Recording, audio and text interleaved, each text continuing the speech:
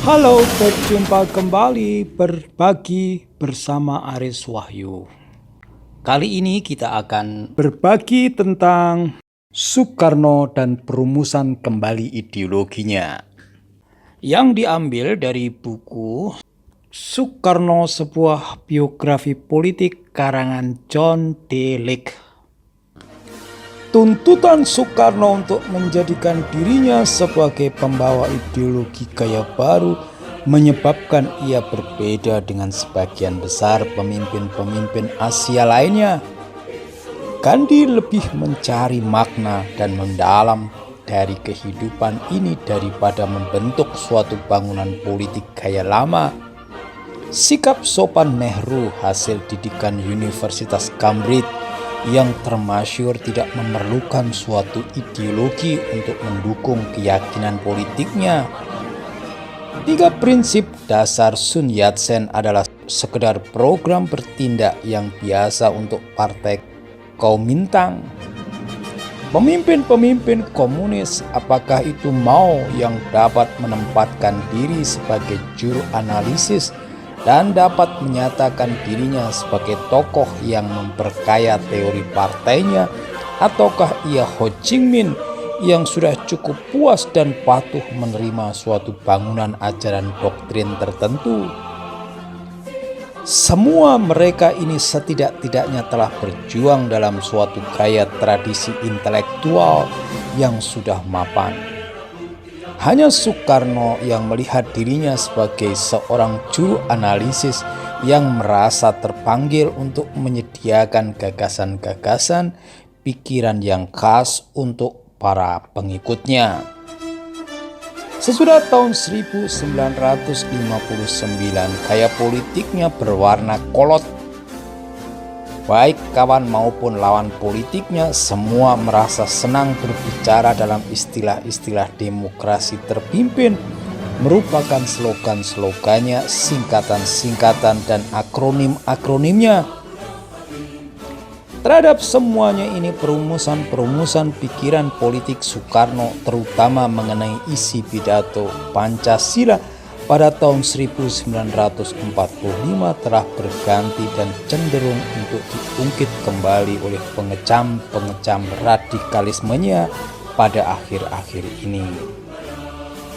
Sementara tuntutan Soekarno sebagai pemimpin ideologi harus dipertimbangkan dengan sungguh-sungguh, tidak terdapat suatu sistem atau keterpaduan logika dalam gagasan-gagasannya. Soekarno bukanlah pemikir yang berdisiplin, bahkan ia mengejek mereka yang mempunyai perhatian terhadap alasan-alasan yang berdasarkan disiplin ilmu.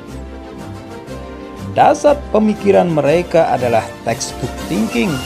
Ia mencemooh mereka yang berhasil membedakan kebencian mereka terhadap imperialisme dan pandangan mereka tentang kebudayaan Barat. Mereka dapat menghormati yang terakhir dan melawan yang pertama.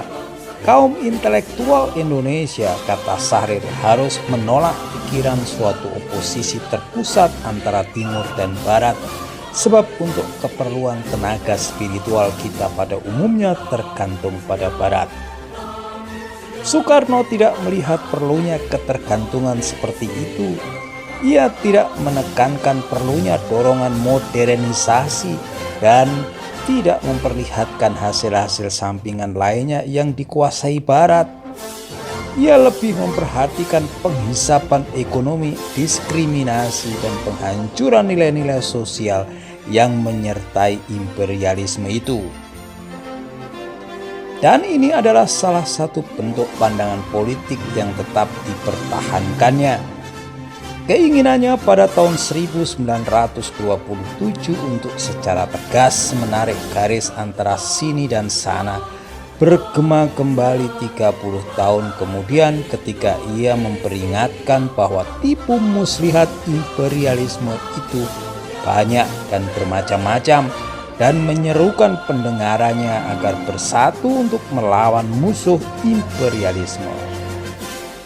Tema ini juga dipakai ketika membuka Konferensi Asia Afrika pada tahun 1955 di Bandung yang mencerminkan penolakannya terhadap liberalisme Barat. Desakan akan pentingnya kepribadian bangsa Indonesia dan ingatannya yang kuat tentang kenyataan dijatuhkannya bom atom oleh negara Barat di atas kita orang-orang Asia. Sikap ini juga tercermin dalam penolakannya terhadap kemandulan dekadensi kebudayaan Barat seperti yang nampak pada musik rock and roll. Kenyataan bahwa ia bersikap bermusuhan secara terus-menerus terhadap Barat membantu pemahaman kita tentang sikap non-kooperasinya kepada Belanda dan kesediaannya untuk bekerja sama dengan Jepang. Segi positif dari pandangan hidupnya adalah perjuangannya untuk mempersatukan bangsa Indonesia melawan imperialisme dalam usaha yang ulet mempersatukan seluruh suku dan lapisan-lapisan masyarakat Indonesia dalam suatu kesatuan bangsa. Ia telah memberikan sumbangan yang paling bernilai.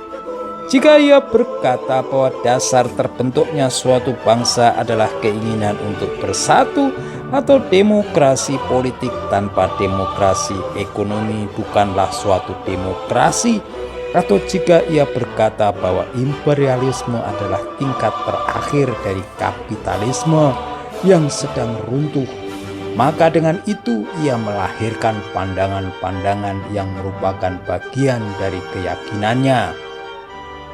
Jika ia berbicara tentang persatuan bangsa, ia melahirkan keyakinan pandangannya sendiri. Yang menjadi soal ialah bagaimana membina kerukunan, membina persatuan, membina bangsa di atas semuanya dan dari semuanya. Untuk mencapai hal ini, maka di samping tiap-tiap suku memberikan sumbangannya yang positif, tiap-tiap suku juga harus menerima sumbangan positif dari suku-suku lain. Pendeknya, semua suku harus mengintegrasikan diri menjadi suatu keluarga besar bangsa Indonesia. Inilah suatu keyakinan yang asli yang khas dari Soekarno.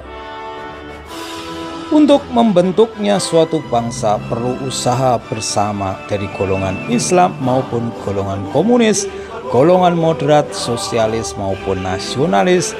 Betapapun besarnya perbedaan-perbedaan yang telah berlangsung lama di antara mereka, kemungkinan kerjasama yang demikian merupakan inti pokok konsepsinya nasionalisme, Islam dan Marxisme.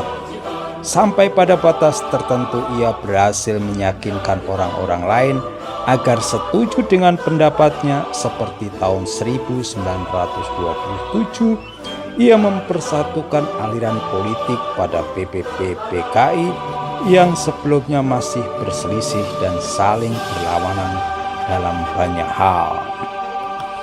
Demikian sekilas tentang perumusan Soekarno tentang ideologi-ideologinya.